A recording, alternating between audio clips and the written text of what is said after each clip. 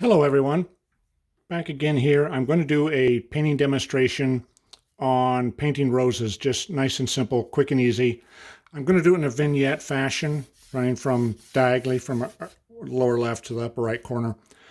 Just two, very simple composition, two main roses and some leaves around it. Make a nice strong composition and something that is enjoyable. Roses are very popular, they're nice and bright, and they're fun and simple to do. So let's get started here. Make a couple. I usually start the center of the rose, come out, just basically block out the offsetting. Put one down here like that. A big rose in full bloom. Strengthen up some of my colors. I'm just using red, very traditional color.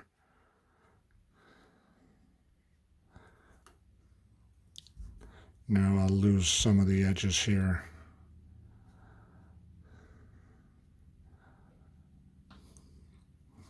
Maybe to help give me a more center of interest, drop in a little purple there. Let it run.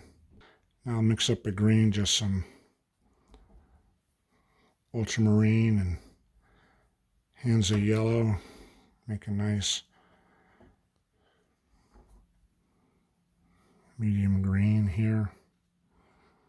Let's darken it more, charge it with a little blue, charge it with a little yellow. Again, I'm having a vignette, so I want to go along the main axis. Kind of put a little bit up here and charge in here, charge in here.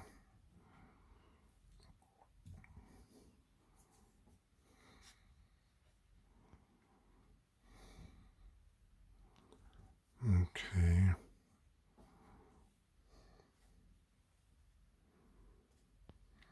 Right off the corner of my paper there.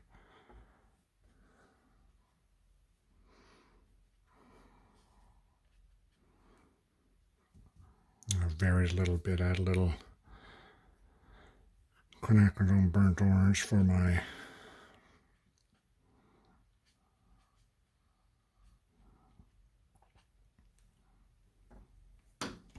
my stalks, the stems on my rose.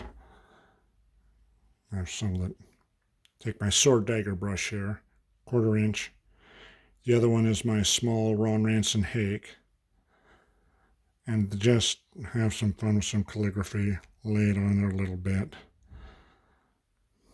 Alternate the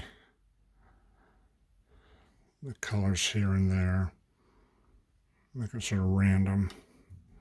Okay, I'm going to touch up, strengthen up my rose a little bit. Again, I want to sort of give this a regular kind of offsetting squares to my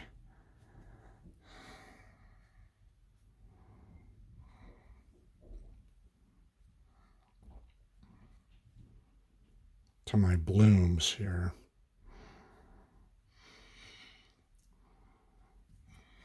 Okay, charge another one there. Let that dry a little bit. A little bit of blue here and there. On the shadow side especially.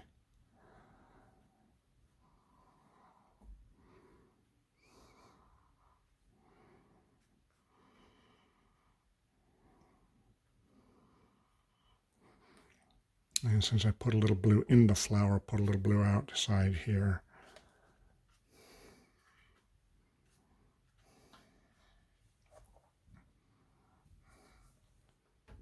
Let's see if my red is strong enough.